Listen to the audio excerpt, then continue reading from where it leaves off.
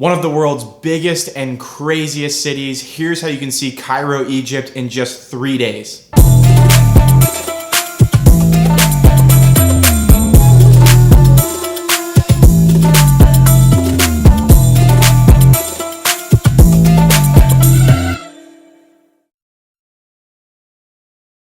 Okay, welcome back to another video. Today we're going to be going over Cairo, Egypt, and how you can best see this unbelievable city in just 3 days. I'm going to be going over everything you need to know before going, and then I'll give you a detailed outline of the 3 days that I spent there and how I think you can best see all of what this amazing city has to offer. All right, let's waste no time and dive right in. And I'm gonna start with safety as I did in my previous video. So I know on the us.gov website, they have Egypt listed as a level 3 travel advisory, which means to reconsider travel due to terrorism, which I find kind of interesting. When I was there, I never felt unsafe at any point in the trip.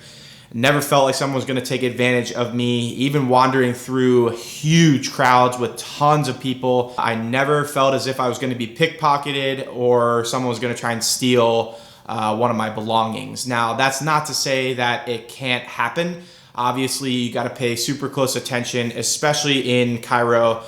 You just never know who's going to be in that crowd. So keeping a really good awareness of your surroundings at all time is going to benefit you immensely. I think if you do that, you'll most likely have no problems and be able to have peace of mind while exploring pretty much every place in this city. Okay, so when you arrive, you'll most likely fly into Cairo International Airport, and then it's visa on arrival. So right before customs, you'll see the booth, visa on arrivals, and you'll pay $25 to get the visa, which lasts for 30 days on a single entry, and you'll proceed right through. I had no issues with this process at all. Got right through with ease. So once you're through, you'll probably try and figure out currency, phone service, and how to get into the city. I would advise waiting until you get into the city to exchange currencies. I really couldn't figure out the ATMs, and I think a lot of the times they charge you a lot for transfer fees. So if you can, wait until you get into the city, and then you'll go to a bank. That's what I did. I avoided the ATMs. I went to a bank. I exchanged $100 for Egyptian pounds, which look like this. And I think that would be plenty to get you through at least 3 days, if not even more. Now, what to do for phone service? I have AT&T, so I just went with their pay per day plan. So I don't have too much information on the different carriers for Egypt, but I wouldn't imagine that it's super hard to figure out. Now, how to get from the airport to the city and off to your hotel or hostel.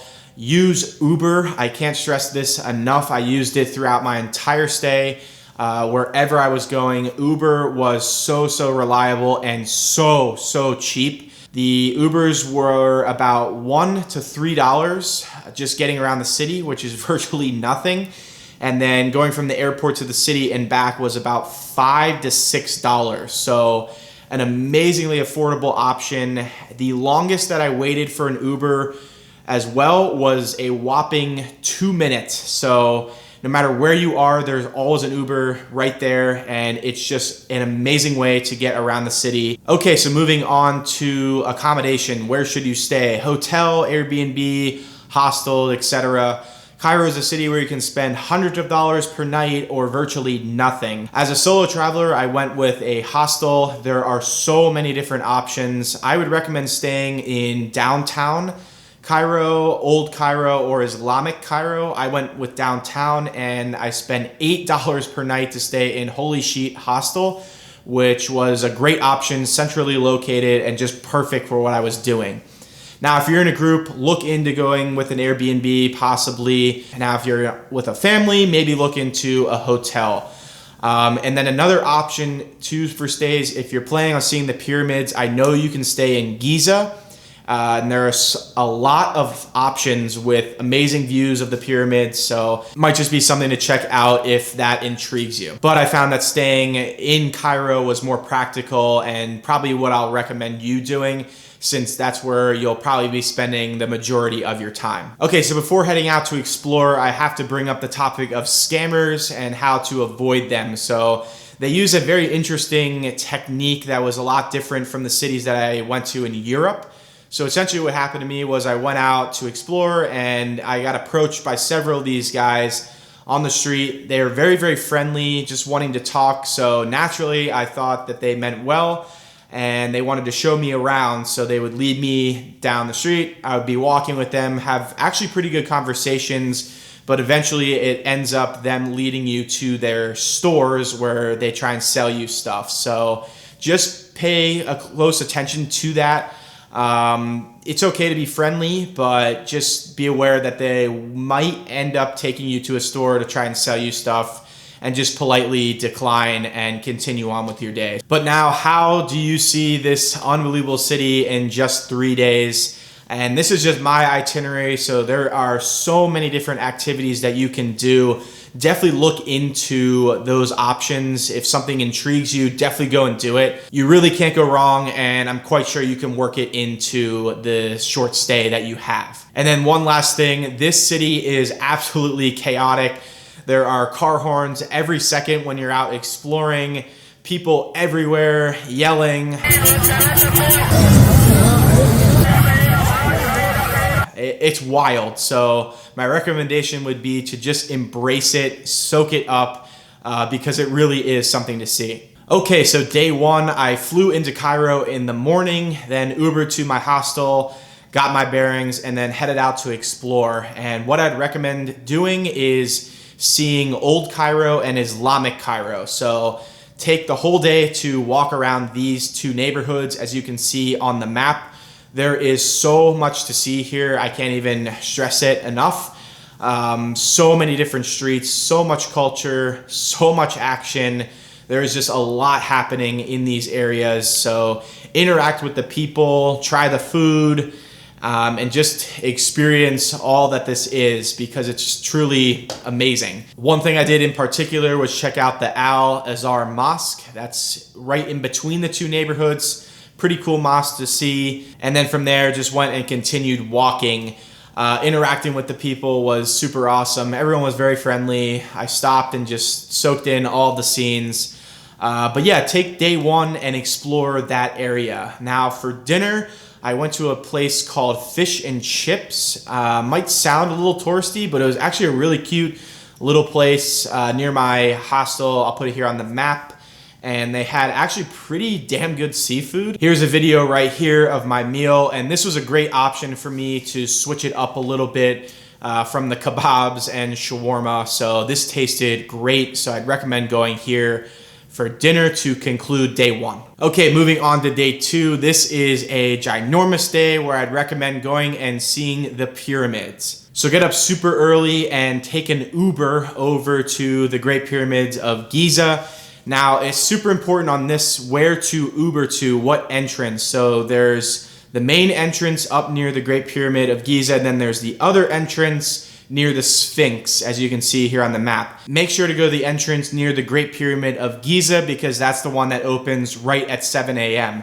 My Uber took me to the Sphinx one, and it didn't open until 7:30 or 8. So you can get into the site first thing by going to the main entrance and avoiding a lot of the crowds. Now, starting off, you'll see the Great Pyramid of Giza first, and then it's perfect because it allows you to make a loop and see all three pyramids first thing in the morning before the crowds arrive. And it's such a cool experience to get up and close to a wonder of the world like that and be able to take in all the sights without the annoying tourists and big crowds. So you'll go down the line of the pyramids, and then I'd recommend heading up to the panoramic point. As you can see here on the map, really, really cool. And the best part about it is there was no one up there when I was up there. So it's such an amazing thing to see without people, and it's just you and the pyramids. It kind of felt surreal in some ways. So then you'll walk back down, you'll have an amazing view the whole walk down with virtually no people, and then you can end your time there at the Sphinx. Now, there were a lot of crowds when I was there, but I feel like it was worth it to see the pyramids without the crowds and then the Sphinx with the crowd.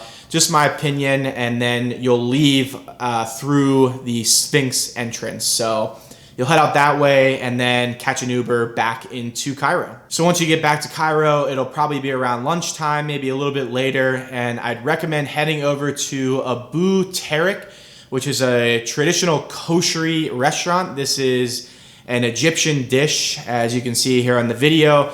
Actually really interesting. It's like this pasta with all sorts of toppings, tasted really good. And I just had a great experience at this particular place. I'll put it here on the map. So go there for lunch, and then from there, I'd recommend making your way over to Zamalek. This is a very unique area of Cairo. It's kind of a more laid back vibe, so it's not so chaotic. You don't have all the horns and chaos as you do in some other areas. So after a morning spent at the pyramids, I thought this was great just to walk around this area and kind of enjoy some of the peace and quiet while still exploring as well. And I'd recommend staying over here for dinner. There are a number of different spots that you can look up for dinner around this area. All get pretty good reviews. I went with O's Pasta.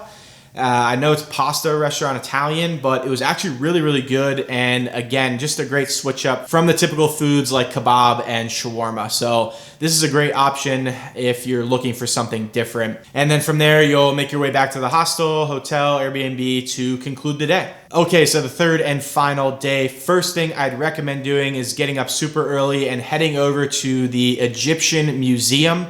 I know I'm gonna recommend a museum. I'm not a huge museum person, but I think this one was really cool to see.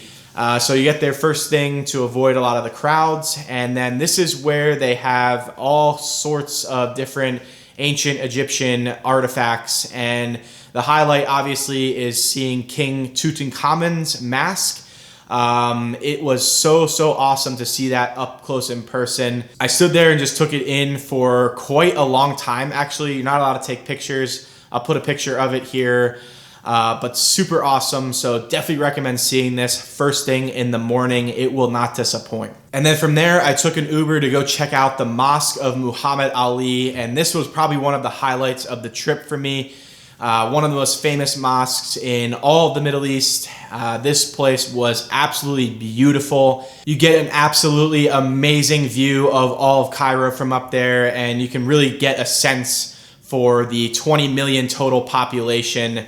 You just see how dense this place is. And then going over to the actual mosque, this thing was beautiful. So cool to check out and see all of the traditions here. So I'd recommend spending a good chunk of time here. It definitely will not disappoint. And then from there, you can Uber back into Cairo. And this is where I'd recommend just doing whatever you think would be best. So if you have one of those activities that you really want to do, maybe go and do it at this time.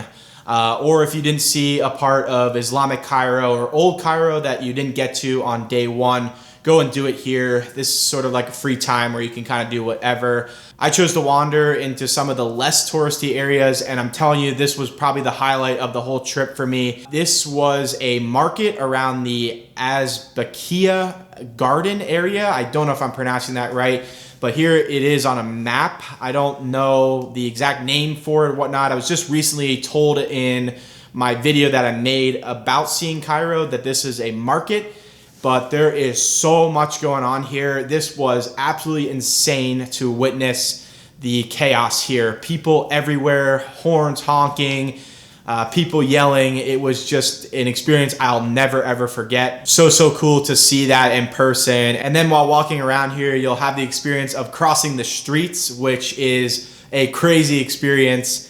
It's like a 50% chance of death. Cars just coming at you, but you have to kind of weave your way through. And it's a big adrenaline rush, but definitely something you'll never forget. And then after that, it'll be time for dinner. I don't have any recommendations for this. One thing I will say is avoid the places where there are people outside trying to get you to come into their restaurant. I feel like that's kind of like my number one rule when picking a place to eat. I tend to go for the more authentic kinds of restaurants where they don't have to beg you to come in. So just search for that. And then after that, that will pretty much conclude the trip. So hopefully this video gave you guys a pretty good idea of all of the things that you can see in this short period of time. I know it's a lot of go, but I think it's definitely worth it.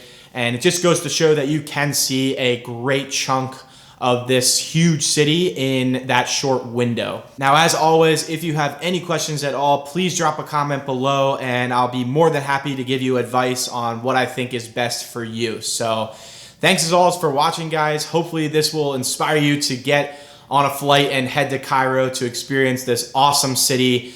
Definitely will not disappoint, and it will be a trip that you will never forget. So thanks for tuning in, and I'll see you in the next video very soon.